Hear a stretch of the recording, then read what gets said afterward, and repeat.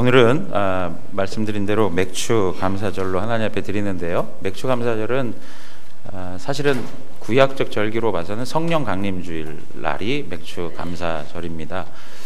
그러나 우리 한국교회는 상반기에 하나님이 주신 은혜를 기억하면서 감사하는, 그래서 이 반세월을 하나님 앞에서 다시 한번 우리의 삶을 회상하면서 하나님이 주신 은혜를 감사하는 그런 예배로 드리고 있습니다. 우리가 이렇게 하나님 앞에 감사하고 또 하나님을 찬송하고, 지금 성가대에서도 고백했던 것처럼 주님을 찬양하고 감사하고 높이는 그런 일들이 우리 안에 늘 있기를 소원하지만 사실은 그러지 못할 때도 참 많죠. 지난 주 중에 한 분이 저에게 찾아오셔서 이런 말씀하셨습니다. 목사님, 어떤 사람이 기도를 하면서 하나님 제게 말씀해 주세요 하고 간절히 기도했더니 하나님께서 정말 그 사람에게 음성을 들려주셨다는 거예요. 예를 들면 그래 지성아 이렇게 하고 불렀는데 그냥 까무러쳐 기절했다는 거죠. 왜냐하면 음성을 듣게 해주세요 했는데 기대도 하지 않고 그냥 생각도 못하고 무감각하게 습관대로 기도했는데 하나님이 진짜 나타나가지고 음성을 들려주시니까 그 충격에 쓰러져 버린 거예요. 이제 그 이야기를 하시면서 당신이 그런 경험을 했다는 거예요. 그래서 계속 기도하고 기도했던 일들이었는데 한순간에 하나님께서 응답해 주시는 걸 보고 그냥 충격에 빠졌던 일이 있었노라고 이렇게 말씀하시는 거예요. 그러면서 하시는 말씀이 뭐라 그러냐면 그것이 내 기도 생활에 참 위로가 되었습니다. 이렇게 말씀하세요. 힘이 되었습니다. 여러분, 이렇게 하나님께서 기도하는 것마다 들어주시면 힘이 되겠습니까? 안 되겠습니까? 힘이 될 수 있어요. 더 기도해야겠다는 그런 마음도 생겨날 수가 있어요. 근데 우리가 신앙생활 하다 보면 이런 때가 더 많습니까? 아니면 하나님이 침묵하시고 답하지 않으실 때가 더 많습니까? 침묵하고 답하지 않으실 때가 훨씬 더 많다라고 느껴지고 있어요. 그리고 좋은 날 보기보다는 이렇게 어렵고 힘든 날이 더 많다라고 생각할 때가 있습니다. 그러다 보니까 삶이 힘들고 고통스럽고 너무나도 괴롭고 아플 때 우리 안에 무엇이 있어요?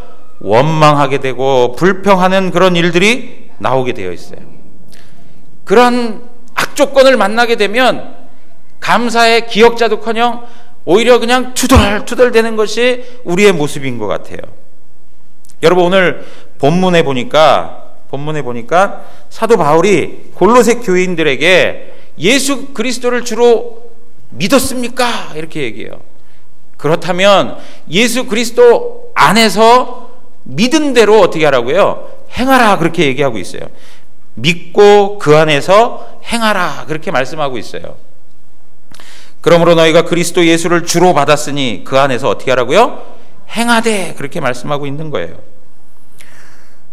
여러분, 우리가 믿음을 가졌노라 하고 믿은 대로 행하지 아니하면 그 믿음이 참 믿음일까라고 하는 의구심이 들 때가 있어요.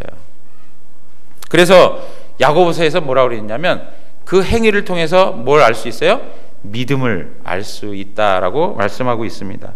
그러면서 사도 바울이 이 골로새 성도들에게 뭐라고 얘기하냐면 뿌리를 박으며 그래요.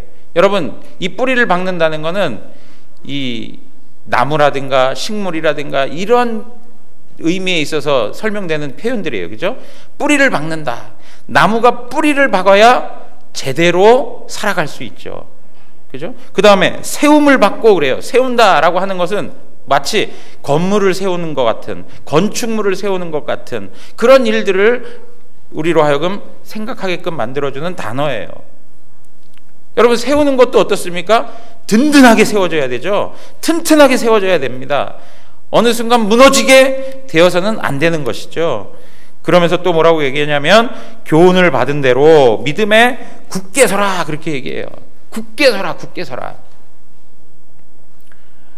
여러분, 사도 바울이 왜 이런 이야기를 했을까요? 이 골로새 교인들에게 왜 사도 바울이 믿음의 뿌리를 내리고 뿌리를 뿌리를 받고 그 다음에 세움을 받으며 믿음에 굳게 서서 그렇게 살아가라 라고 한 이유가 무엇일까요? 자, 골로새서 2장 4절에서 8절 보면 이런 말씀이 있습니다.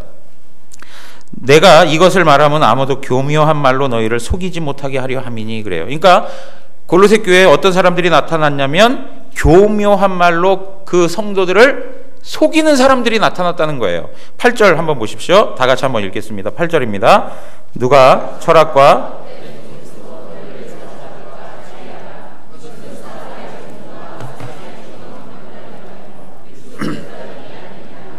네, 여러분 교회 안에 거짓된 가르침이 왔는데 어떤 가르침이냐면 헬라 철학이 들어왔어요. 그래서 막 논란을 야기하고 서로 그냥 언쟁을 하게 하고 하는 그런 일들이 생겨나는 것이죠. 그리고 또 율법주의적인 형태들이 나타났습니다. 할례를 받아야 된다라는 율법주의들이 나타나기 시작했어요. 절기를 지켜야 된다, 안식일을 지켜야 된다 하는 그런 율법주의자들이 들어온 거예요. 또한 영지주의자들, 예수 그리스도가 인간으로 오셨다는 것을 부인하는 일들, 이런 것들이 그 골로새 교회에 있었던 것이죠. 여기에 더 나아가서 천사를 숭배하는 일들도 생겨났습니다. 그러니까 여러분 보십시오. 이 초대교회에 교회가 시작되는 그 초창기에 그 성도들 안에는 믿음의 초보를 걷고 있는 사람들도 있었을 거예요. 그런데 교회 안에 어떤 사람들이요? 거짓된 가르침을 가지고 들어와서 성도들을 유혹하고 그들로 하여금 바로 서지 못하게 하는 일들이 있었던 거예요. 뿐만 아니라 그런 현상만 있었던 거면 괜찮겠지만 여러분 보세요. 이런 여러 가지 자기 주장들이 있게 되면 무엇이 생겨날 수 있습니까? 분쟁이 생겨나고 다툼이 생겨날 수 있는 여지가 많은 것이죠. 그러니까 교회 안에 그러한 여러 가지 이론들을 인한 다툼도 생겨났을 거예요. 그러면 여러분 한번 생각해 보세요. 내가 다니고 있는 교회에 여러 거짓된 가르침들이 들어와 있고 그리고 그것을 주장하는 사람들과 그것을 또 반박하는 사람들이 서로 다투고 분쟁하는 모습을 본다? 나는 믿음이 없어가지고 이제 처음 시작하는 입장이라고 생각을 해보면 그런 교회 다니고 싶으시겠어요? 다니고 싶지 않겠어요? 예? 믿음 생활 이전에 골치 아파. 교회 보니까 뭐 이렇게 이론들이 많고 뭐 그렇게 잘났다고 하는 게 많고 서로 그렇게 또 싸우고 난리를 치는지 나 그냥 스탑. 그리고 교회를 떠나는 사람들도 있을 수 있을 거예요. 어떤 영증을 느끼는 사람들도 생겨날 수 있을 거예요. 그러니까 사도 바울이 뭐라고 그러냐면 그 성도들에게 뭐라고 얘기해요? 뿌리를 받고 세움을 받고 그 다음에 어떻게 해요? 믿음에 굳게 서라 그렇게 말씀하고 있는 거예요. 여러분 그러한 가운데에 무엇을 할 수 있느냐? 그렇게 확실한 믿음을 갖고 있고 그 하나님 앞에서의 진정한 믿음을 가지게 된다면, 견고한 믿음을 가지게 된다면 그는 그러한 일들을 보면서 좌절하고 실망하고 낭망하는 것이 아니라 뭐 한다고요? 감사하게 된다는 거예요. 오늘 본문 말씀에 2절에 가서 보니까 뭐라고 나와 있습니까? 그 안에 뿌리를 박으며 세움을 받아 교훈을 받은 대로 믿음에 굳게 서서 어떻게 하라고요? 어떻게 해요? 감사함을 넘치게 하라 그래요. 감사함을 넘치게 하라. 예. 감사함을 넘치게 하라.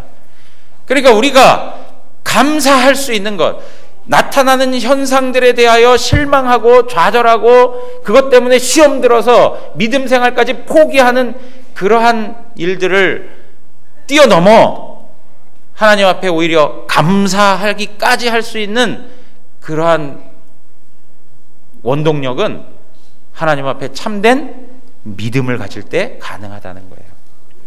참 믿음이 있을 때에 가능하다는 거예요. 그래서 여러분 보세요. 우리 안에요.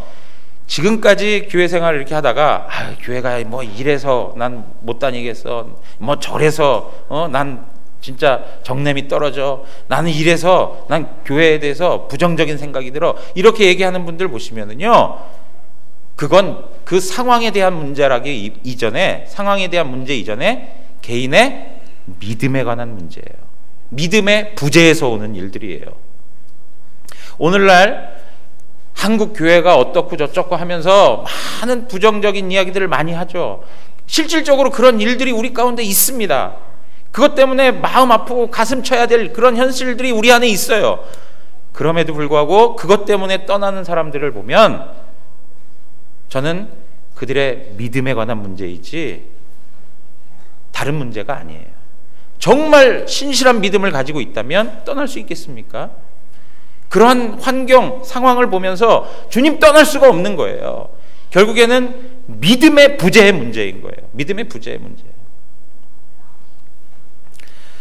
사랑하는 성도 여러분, 그렇다면 오늘 우리가 이렇게 하나님 앞에서 믿음을 가지고 감사 생활을 해야 되는데 우리 안에 어려운 일을 경험했을 때, 정말 악조건의 삶을 경험하며 살아갈 때에 그때 우리로 하여금 감사하게 하기 이전에 무엇이 필요하냐면 우리 안에 있는 원망과 그 불평을 제거해야 돼요.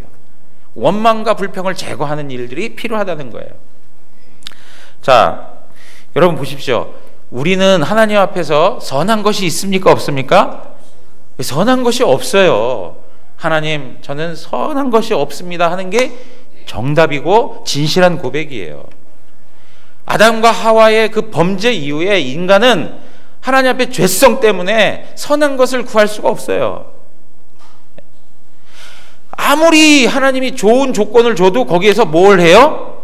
원망하기도 하고 불평하기도 해요. 그런데 여러분 보세요. 좋은 환경, 좋은 조건에도 불평하고 원망하는 우리의 죄성이 하나님께서 우리 가운데 어려운 환경, 고통스러운 환경, 정말 악조건을 우리에게 주신다면 원망, 불평이 훨씬 더 쉽게 나오지 않겠습니까? 그죠? 좋은 조건에서도 감사가 나오기 어렵고 원망, 불평이 나오는데 좋지 않은 상황에 오죽하겠냐 이거예요. 우리는 원망하고 불평하는 것에 너무나도 익숙한 사람들이에요. 자동이에요, 자동. 내추럴.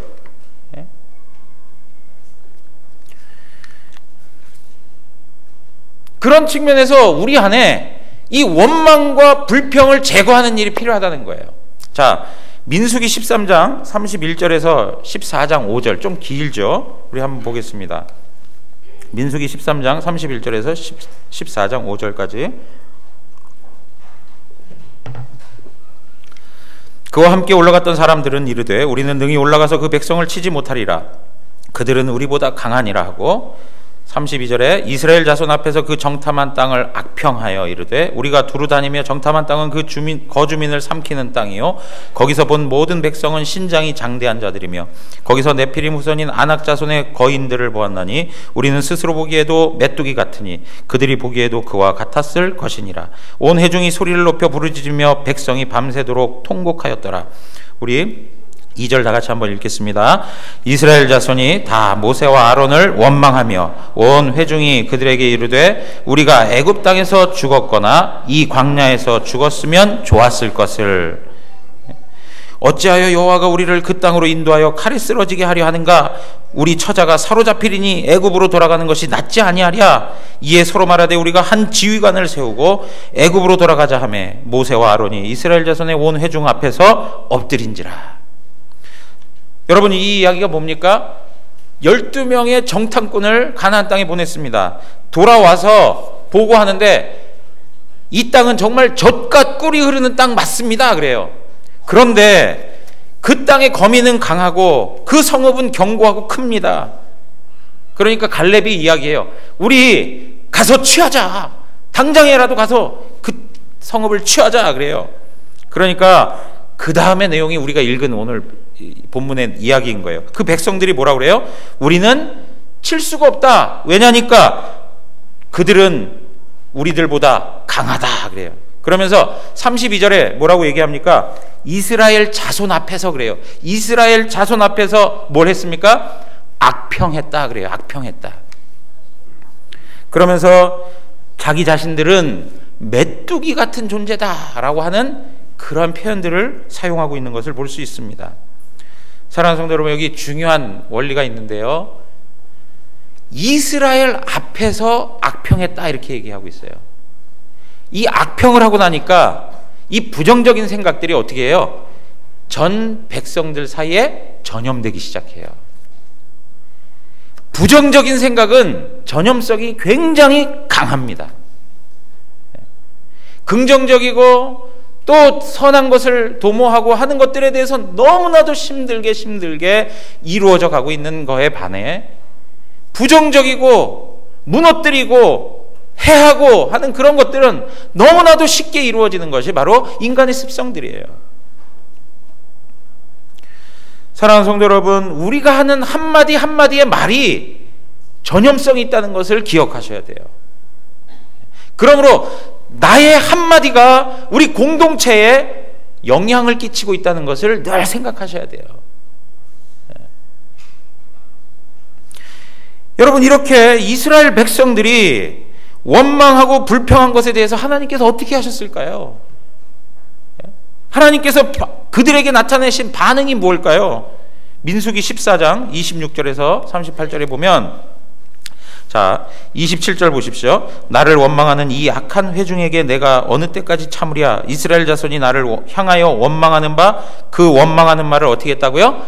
내가 들었다 그랬습니다. 그 원망하는 말을 내가 들었다. 28절에 보니까 쭉 얘기하면서 너희 말이 내 귀에 들린 대로 내가 너희에게 어떻게 하겠다고요? 행하겠다 그래요. 너희 말, 너희가 한 말, 그 말이 뭡니까? 너희가 한 말이 뭐예요? 차라리 이 광야에서 죽었으면 좋았을 것을. 그 이야기예요. 그 이야기. 그러니까 29절에 보니까 너희 시체가 이 광야에 엎드려질 것이라. 너희 중에 20세 이상으로 계수된 자 곧 나를 원망한 자 전부가 그래요. 전부가 30절 후반에 결단코 들어가지 못하리라 그래요. 가나안 땅에 들어갈 수가 없습니다. 그러면서 40년 동안을 그 광야에서 방황하는 인생을 살아가게 되죠. 32절에 보니까 너희 시체는 이 광야에 엎드려질 것이요. 33절에 후반부에 보면 40년을 광야에서 방황하는 자가 되리라 그래요. 광야에서 방황하는 자가 되리라. 그러면서 36절 가서 한번 보십시오. 36절, 37절 우리 한번 다 같이 읽겠습니다. 모세의 보냄을 받고 땅을 정탐하고 돌아와서 그 땅을 악평하여 온 회중이 모세를 원망하게 한 사람 곧 그 땅에 대하여 악평한 자들은 여호와 앞에서 재앙으로 죽었고 그 땅을 정탐하러 갔던 사람들 중에 오직 눈의 아들 여호수아와 여분네 아들 갈렙은 어떻게 했습니까? 생존하였다 그랬습니다. 사랑하는 성도 여러분, 이들이 악평을 했습니다. 그리고 악한 말을 했습니다. 그것이 이스라엘 전체에 통곡하는 일이 되어버렸어요. 도대체 우리가 살아온 게 뭐냐? 우리가 지금까지 여기까지 온 게 뭐냐? 무슨 의미가 있는가? 우리가 광야에서 죽으려고 왔단가? 차라리 광야에서 죽었으면 좋았을 것을 하면서 그들 가운데 있는 원망, 불평을 하나님 앞에 늘어놓기 시작했어요. 홧김에 한 말들이었습니다. 그런데 그 말을 하나님께서 어떻게 하셨어요? 들으셨어요. 들으시고 그 들은 말대로 그 백성들 가운데 그대로 행해 주셨어요. 40년간을 뺑뺑이 돌렸습니다. 그리고 그러고 나서 가나안 땅이라도 들어갔으면 좋았을 것을 전부 가나안 땅에 들어갈 수가 없었습니다. 우리 안에 화가 나가지고 속상해서 하는 말들 있지 않습니까? 우리가 경험하고 있는 현실로 인하여서 속이 터질 것 같아서 하는 표현들이 있어요. 에이 나가 죽어라 이놈아. 미쳐 죽겠네. 뭐 이런 표현들 막 쓰지 않습니까? 그런 막말들을 우리 입에서 계속 쏟아낸단 말이에요. 그 소리를 누가 들으신다고요? 누가 들으세요? 하나님이 들으세요. 하나님이 들으세요. 우리가 쏟아낸 말들 수없이 많은데요, 그 말대로 하나님께서 우리에게 해주시지 않은 것만도 은혜예요. 예? 하나님이 참고 기다리시면서 그것에 대하여 인내하시는 것, 이것도 은혜예요. 여러분, 여기에 이렇게 이들이 원망하고 불평하게 되는 이유가 무엇일까요? 왜 이들이 원망하고 불평하였을까요? 하나님께서 내리신 정답이 있습니다. 민수기 14장 11절 가서 한번 보시죠. 다 같이 한번 읽겠습니다. 여호와께서 모세에게 이르시되 이 백성이 어느 때까지 나를 멸시하겠느냐? 내가 그들 중에 많은 이적을 행하였으나 어느 때까지 나를 믿지 않겠느냐? 이들이 원망하고 불평한 이유가 무엇입니까? 믿지 않았기 때문이라는 거예요. 믿지 않았기 때문에. 믿음의 부재가 결국에는 원망하고 불평하는 거예요. 우리 안에 왜 불평이 생기고 왜 원망이 생길까요? 현실을 보면서 정말 넘을 수 없는 그러한 어려운 과정들을 맞닥뜨리면서 우리 안에 불평이 나오고 원망이 먼저 나오는 이유 중에 하나는 뭐냐면 우리에게 하나님을 향한 믿음이 없다는 거예요. 믿음이 없다는 거예요. 사랑하는 성도 여러분, 우리 안에 믿음이 있다면 여호수아와 갈렙의 그들의 신앙의 내용, 그들이 가졌던 좋은 장점은 뭐예요? 하나님께서 지금까지 해오신 것에 대한 완전한 믿음이 있었다는 거예요. 온전한 믿음이 있었다는 거예요. 주님이 우리와 함께 하시면 우린 들어갈 수 있습니다. 여호수아와 갈렙은 그들이 직면하고 있는 문제를 바라보는 게 아니라 그들 가운데 역사하시는 하나님을 바라보는 거예요. 그것이 믿음인 것입니다. 그게 믿음인 거예요.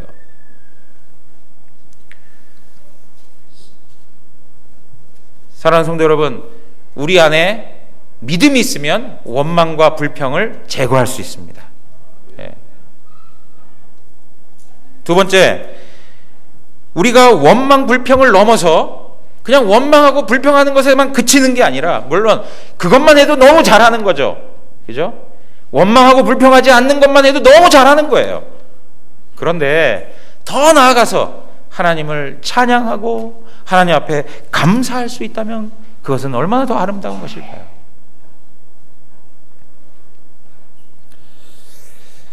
여러분, 우리가 잘 알고 있는 하박국 선지자가 있습니다. 하박국 1장으로 가서 보시면 하박국 선지자는 하나님 앞에 항변을 합니다. 하나님, 어느 때까지입니까? 내가 기도를 해도 대답도 안 하시고, 하나님 어느 때까지 기다리며 있어야 되는 것입니까? 왜 하필이면 우리입니까? 왜 하필이면 저 백성들입니까? 그러한 이야기들이 계속 터져 나와요. 하박국 시대는 바벨론 포로로 끌려가기 전 시대입니다. 그러니까 얼마나 영적으로 타락한 시대인지 알 거예요. 사회적으로 얼마나 어려운 시기인지 잘 아실 거예요. 하나님의 정의와 공의가 사라진 시대, 악인들이 득세하는 시대, 하나님이 정말 정의의 하나님으로 살아계신다면 어떻게 이 사회가 이럴 수 있을까 하는 그런 시대를 경험하고 있는 거예요. 그런데 하나님이 심판하시고 하나님의 그 공의와 정의를 이 사회 가운데 나타내 주셔야 되는데 답이 없으신 거예요. 악한 사람들은 더 떵떵거리고. 그런데요, 하나님께서 보실 때 유다 백성이 심판받아 마땅하지 않습니까? 그렇게 범죄한 백성 아니겠어요? 그러면 그 범죄한 백성을 좀 다른 방식으로 하나님께서 깨닫게 해주시면 좋은데 누굴 사용하세요? 하나님이 바벨론을 사용하세요. 바벨론. 그러니까 하박국이 그러는 거예요. 아니, 왜 하필이면 바벨론입니까? 저 악당들을 사용해서 하나님의 백성들을 심판하십니까? 하나님 하시는 일이 어떻게 이룰 수 있습니까?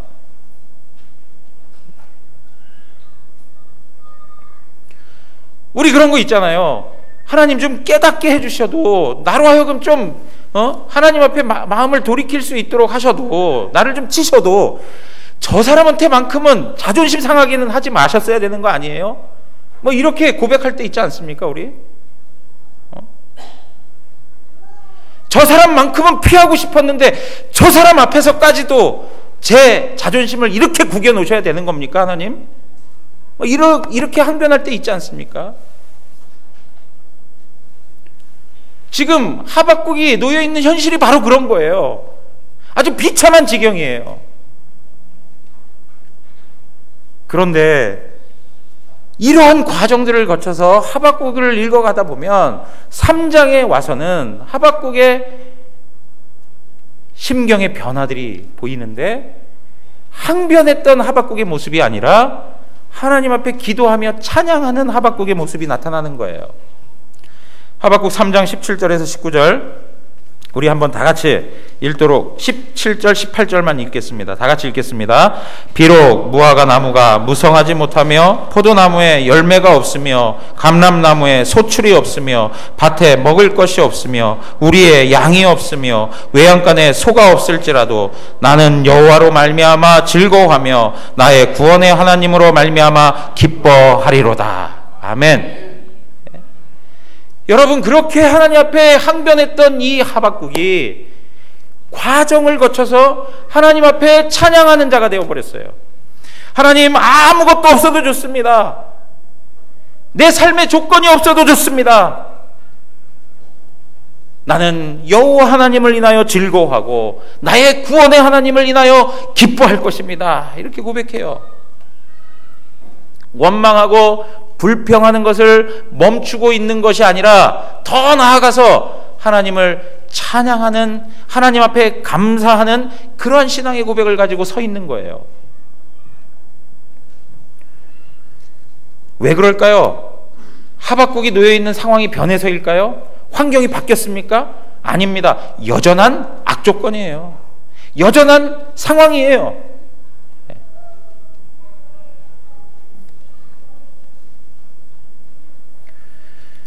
하박국 2장 3절에서 4절로 가서 보시면, 이 묵시는 정한 때가 있나니 그 종말이 속히 이르겠고 결코 거짓되지 아니하리라. 비록 더딜지라도 기다리라. 지체되지 않고 반드시 응하리라. 4절 다 같이 한번 읽겠습니다. 보라, 그의 마음은 교만하며 그 속에서 정직하지 못하나 의인은 그의 믿음으로 말미암아 살리라. 예. 여러분, 하박국이 이 말씀을 듣고 하나님 앞에서 전환하는 모습을 볼 수 있는 거예요. 여기 보면 하나님께서 말씀하시기를 종말이 속히 이를 것이다. 하나님의 때가 있을 것이다. 하나님께서 심판하시는 때가 있을 것이다. 그 악당 바벨론을 통하여서 너희가 그렇게 아픔을 당하고 고통을 당하지만 하나님께서 그 악당을, 그 악한 나라를 심판하실 날이 있다라고 말씀하시는 거예요. 그러면서 그 바벨론 마음이 교만하고 그 속에 정직하지 못하는 것이 있지만 의인은 어떻게 하라고요? 믿음으로 살아라. 믿음으로 살아라. 예.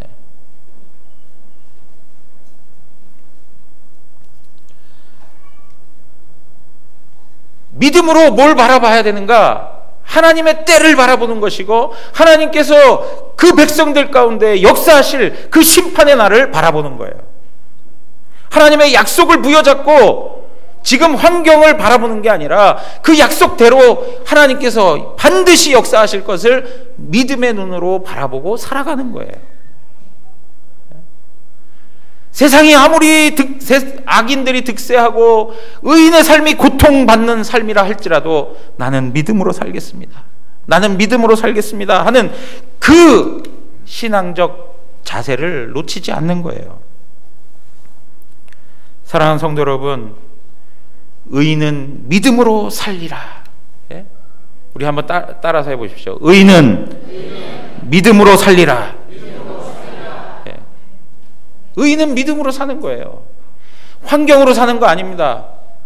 상황으로 사는 거 아니에요. 여러분, 사탄이 우리 가운데에 주는 거짓말 중에 하나, 속임수 중에 하나는 뭐냐면 상황과 조건이 우리를 행복하게 만들어준다는 거예요. 어떤 상황이, 어떤 조건이 내 인생에게 오면 그것이 나를 행복하게 만들어 줄 거라는 그러한 생각을 불어넣어줘요. 그러나 그리스도인들은 믿음의 사람이기 때문에 그런 것 관계없이 항상 하나님 앞에서 복을 누리고 있음을 기억해야 할 것입니다. 자존심이 상해도, 삶이 계속 꼬여도, 기분 나쁜 상황은 계속 우리의 삶에 다가와도 더 깊고 더 컴컴한 터널 한복판에 갇혀도 의인은 믿음으로 살리라. 의인은 믿음으로 살리라. 사랑하는 성도 여러분, 믿음이 있을 때 하나님을 찬양할 수 있는 것입니다. 우리가 그래서 감사할 수 있는 것, 우리가 하나님을 높여드릴 수 있는 것은 이 믿음이 전제돼야 되는 거예요. 여러분, 요셉을 한번 생각해 보세요. 요셉은 하나님의 섭리의 손길을 믿었던 사람이에요. 그가 종으로 팔려가고 누명을 쓰고 감옥에 갇히고 여러 가지 어려운 과정들을 밟아가도 그는 하나님의 섭리의 손길을 믿고 살았어요. 그렇기 때문에 그가 그 형제들을 만나서도 역시 하나님을 높일 수 있었던 거예요. 사랑하는 성도 여러분, 누가복음 12장 24절에서 31절에 보면 예수님께서 우리에게 말씀하십니다. 까마귀를 생각해라. 그래. 까마귀를 생각해라. 그리고 27절에 보면 백합화를 생각해봐라. 누가 입히지도 않았는데 그 영광과 그 아름다움이 솔로몬의 영광보다 더하다. 까마귀를 봐라. 골방도 없고 창고도 없는데 하나님이 기르시고 하나님이 다 먹이신다. 그러면서 28절 다 같이 한번 보세요. 28절 다 같이 읽겠습니다. 오늘 있다가 내일 아궁이에 던져지는 들풀도 하나님이 이렇게 입히시거든 하물며 너희일까 보냐. 믿음이 작은 자들아. 들풀을 바라보면서 우리가 무엇을 생각해야 합니까? 하나님이 입히시는구나. 하나님이 살게 하시는구나. 그걸로 끝나야 할까요? 그러면 나는, 하나님 자녀는, 하나님이 아들까지 죽여가면서 나를 구원하셨다면 나도 입히시지 않겠는가? 나도 붙들고 있지 않을까? 그 하나님에 대한 전적인 믿음이 고백되어져야 하는 것이죠. 사랑하는 성도 여러분, 우리 안에 믿음이 없다는 것 때문에, 믿음의 실력이 부족하다는 것 때문에 안타까워하는 분들이 참 많습니다. 목사인 저도 그렇습니다. 믿음이 더 좋았으면 좋았을걸. 믿음이 좀 더 부유했으면 좋았을걸. 이렇게 믿음 없는 거에 대하여서 안타까운 마음이 드는 것이죠. 그런데 여러분, 우리가 하나 생각해야 될 게 있어요. 믿음은 누가 주시는 것이냐면 하나님이 주세요. 그리고 그 하나님이 우리의 믿음을 부유하게 만들어 가세요. 제가 이 말씀을 드리는 것은 믿음 없는 것 때문에 안타까워하고, 믿음 없는 것 때문에 실패하고, 믿음 없는 것 때문에 원망도 하고 불평도 하지 않습니까? 그러나 우리는 하나님께서 구원하신 이상 이제는 믿음 있는 자로 살아가게 되어 있고요, 원망과 불평의 자리를 넘어서서 감사의 자리로 가게 되어 있는 운명인 것입니다. 네. 여러분, 하나님 나라 가면 뭐 하고 살아갈 것 같아요? 하나님 앞에 감사 찬송하며 살아가는 거예요. 예? 아브라함의 삶을 한번 보십시오. 아브라함은요, 믿음의 최고봉으로 우리 안에 인정되는 분이에요. 믿음의 조상이라고 일컬어지는 분이에요. 그런데 아브라함이 자기 자식, 자기가 사랑하는 그 아들을 죽일 정도까지 하나님 앞에 믿음을 보이는데 그 믿음이 하루아침에 생겨난 것일까요? 그렇지 않단 말이에요. 아브라함이 가졌던 믿음은 우리처럼 너무나도 보잘것없는 믿음이었어요. 하나님께서 자손을 주시겠다고 했는데도 불구하고 그것을 믿지 못하고 끊임없이 인간적 방법을 도모했던 것이 아브라함이에요. 기근이 일어나면 어디로 피해요? 애굽으로 피해요. 하나님이 주신 그 땅을 지켜내지 못하고 먹고 살기 위해서 도망가고 피하고, 그리고 자기의 생명을 보존하기 위해서 어떻게 해요? 자기의 누이를, 자기 아내를 누이라고 이야기해요. 누이라고. 네. 그런 믿음이 어디 있습니까? 만만하게 보이지 않습니까? 그러한 믿음을 하나님께서 삶에 계속적으로 다루어 가시죠. 그래서 순간순간 하나님께서 전능하신 하나님이다.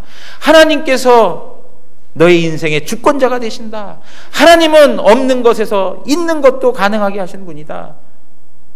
끊임없이 하나님 그분이 자기 자신을 나타내 보여주면서 아브라함의 믿음을 키워가시죠. 그래서 어떻게 합니까? 결국에는 여호와 하나님을 고백하게 합니다. 영원하신 하나님, 영생의 하나님, 내가 이 땅에서 죽어도 다시금 살리실 그 하나님을 믿음으로 고백하죠.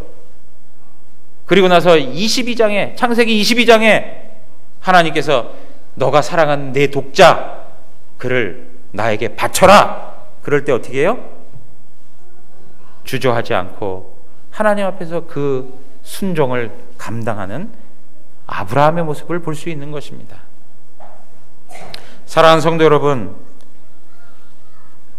아브라함은 하나님 앞에서 연약한 믿음을 가지고 있었지만 하나님께서 그의 인생을 붙들고 그에게 믿음 주시고 그의 믿음을 자라게 하셔서 자기 자식을 죽이면서까지도 하나님 앞에 감사를 고백하는 신앙으로 나아가게 하고 있어요.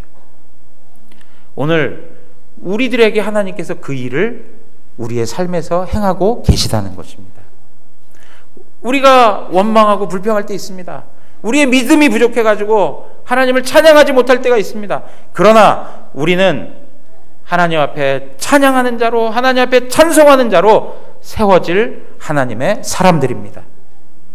우리 가운데 신실하게 역사하시는 그 하나님을 바라보기 원합니다. 여러분, 우리 그런 이야기 많이 하잖아요. 군대, 남자들은 모이면 무슨 얘기해요? 군대 얘기한다 그래요. 고생했던 이야기 하는 거예요. 그러면서 서로들 이야기하면서 자기가 더 고생했다는 이야기 막 한단 말이에요. 예? 여성분들은 모이면 무슨 이야기 하죠? 시집살이 얘기합니까? 예? 예. 시집살이 얘기, 출산할 때 얘기, 그죠? 예. 나는 5시간 해산의 고통을 가졌어. 그건 별것도 아니지. 나는 16시간이야. 뭐 이런 얘기 하지 않습니까? 그죠? 여러분, 우리가 천국에 가면 무엇을 할까요?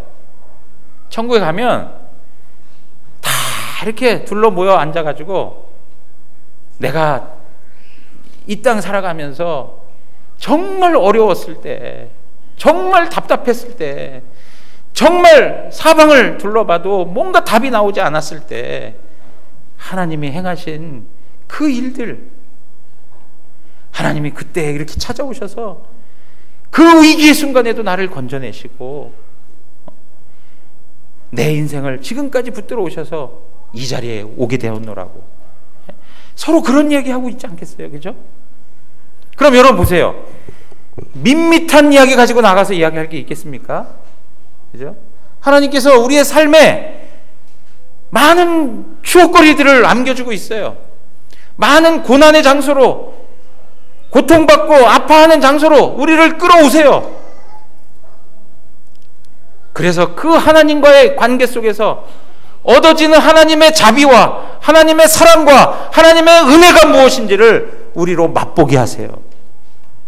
그래서 결국에는 그 주님 나라 갔을 때 그 하나님 앞에 찬송과 존귀와 영광과 감사를 올릴 수 있도록 우리를 이끌어 가시는 분이 바로 하나님이세요. 사랑하는 성도 여러분, 지금 고난 가운데 있습니까? 아픔 가운데 있습니까? 이것이 하나님께서 우리의 믿음을 키워가는 방식이고, 우리로 하여금 하나님을 찬양하고 감사케 하는 하나님의 일하심입니다. 우리 안에 더 큰 믿음으로 원망과 불평을 제하고 신실하신 하나님을 바라보며 찬양하는 은혜가 있기를 원합니다. 오늘 아침에 메시지 온 것을 이렇게 한번 봤는데요. 함께 신앙생활을 하던 집사님 한 분이 이제 돌아가신 겁니다. 그분이 목사님 저 암이래요 해서 저 병원에 입원했어요. 아주 달려갔던 적이 기억이 나요. 달려가면서 그분에게 뭐라고 위로할까 한참을 고민했던 적이 있어요. 그리고 병실에 갔는데 그분이 오히려 찾아온 우리들을 위로해 주는 것을 기억합니다. 목사님, 암에 걸려가지고 지금 이 판정을 받고 보니까 오히려 감사한 것도 많아요. 지금까지 하나님하고 깊게 관계하지 못했는데 하나님이 나한테 그런 시간을 주시는 것 같아요. 얼마나 감사한지 몰라요. 그런 고백을 했어요. 그리고 그 투병 생활 가운데에도 끊임없이 예수님만으로 만족해요. 난 예수님 때문에 행복해요. 그리고 정말 머리가 다 빠져가면서도 그 두건을 쓰고 교회 뒷좌석에 와가지고 정말 다 쓰러져 가면서 힘들면 뒷좌석에 누워가지고 예배 드리는 그 모습들이 아직도 선선해요. 그러면서도 그 입술의 고백 속에서 하나님 사랑해요. 난 예수님 한 분만으로 만족해요. 이 고백을 끊임없이 저에게 들려주셨어요. 하나님께서 그분을 어제 불러가셨다는 거죠. 사랑하는 성도 여러분, 우리의 감사의 수준이 일반인들과 같이 똑같은 수준의 감사가 되지 않으려면 우리의 고백 속에는 여호와 하나님 때문에 감사하는 이유가 있어야 되는 거예요. 다른 사람들도 이러한 고백들을 하고 살아갈 수 있어요. 그러나 우리는 여호와 하나님 때문에 감사하는 거예요. 사랑하는 성도 여러분, 우리 안에 믿음을 시작하신 예수 그리스도, 그리고 우리의 믿음을 온전케 하시는 예수 그리스도, 그분을 바라보기를 원합니다.